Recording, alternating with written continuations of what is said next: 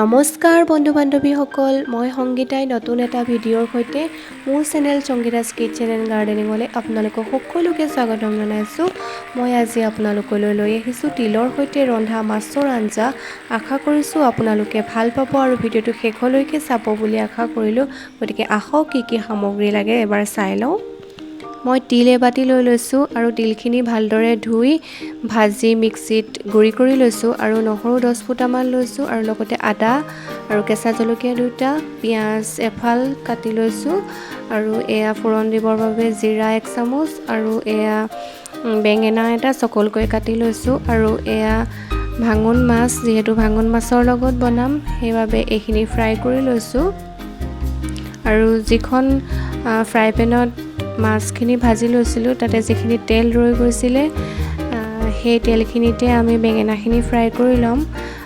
সেই তেলখিনিতে অকণমান হালধি দি লৈছোঁ আৰু বেঙেনাখিনি ফ্ৰাই কৰি লৈছোঁ আৰু এয়া আমাৰ বেঙেনা ফ্ৰাই কৰা হৈ গৈছে আৰু এই বেঙেনা ফ্ৰাই কৰাৰ তেল যিকণ ৰৈ গৈছে তাতে মই জিৰাকণ দি ফোৰণ দি লৈছোঁ আৰু আপোনালোকে ইচ্ছা কৰিলে আৰু অকণমান তেল দি ল'ব পাৰে আৰু কুটা পিঁয়াজখিনিও দি দিছোঁ লগতে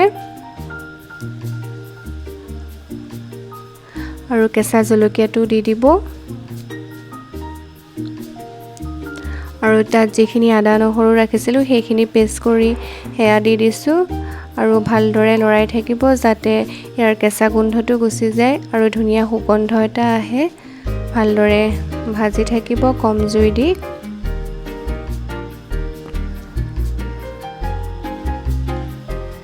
আৰু হালধি 1 চামুচ দি দিছোঁ। যেতিয়াই মছলাখিনি ভাজ খাব আৰু ধুনীয়া সুগন্ধ এটা আহিব তেতিয়াই মই ইয়াত তিলখিনি দি দিম। এয়া মছলাখিনি প্ৰায় মোৰ ভাজ খাই গৈছে আৰু মই ইয়াত তিলখিনি দি দিওঁ আৰু একেবাৰে মই কম তেল ব্যৱহাৰ কৰিছোঁ, দেখিছেই নিশ্চয়।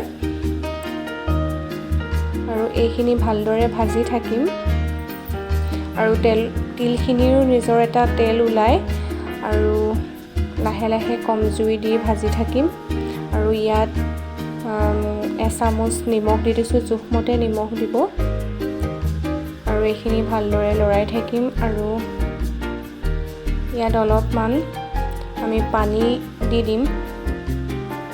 পানী অকণমান দি পুনৰ লৰাই থাকিব। লৰাই এই পানীখিনি প্ৰথম শুকুৱাই ল'ম।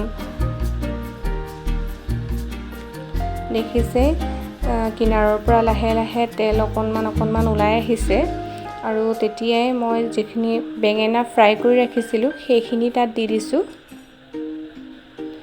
বেঙেনাখিনিও দি ভালদৰে লৰাই থাকিব ধুনীয়াকৈ এইখিনি মিলি যোৱালৈকে আৰু অলপ গৰম পানী কৰি ৰাখিছিলোঁ সেইখিনি দি দিম যেতিয়া ভাজ খাব আৰু বহুতেই ধুনীয়া লাগে তিলৰ লগত বনোৱা এই মাছ আৰু আপোনালোকে এবাৰ ট্ৰাই কৰি চাব।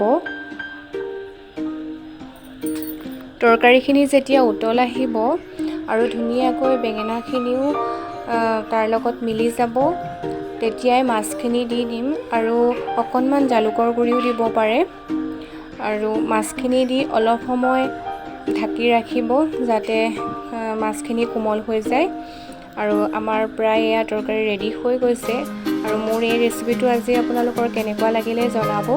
যদি ভাল লাগিল তেনেহ'লে লাইক এটা কৰিব আৰু যিসকল নতুন তেওঁলোকে মোৰ চেনেলটো ছাবস্ক্ৰাইব কৰি দিব আৰু কাষত থকা বেল আইকনটো প্ৰেছ কৰি অল কৰি দিব যাতে মই দিয়া ভিডিঅ'ৰ নটিফিকেশ্যন আপোনালোকে আগতীয়াকৈ পায়। তেনেহ'লে আজিলৈ আহোঁ, বাই বাই। পুনৰ লগ হ'ম নতুন এটা ভিডিঅ'ৰ সৈতে।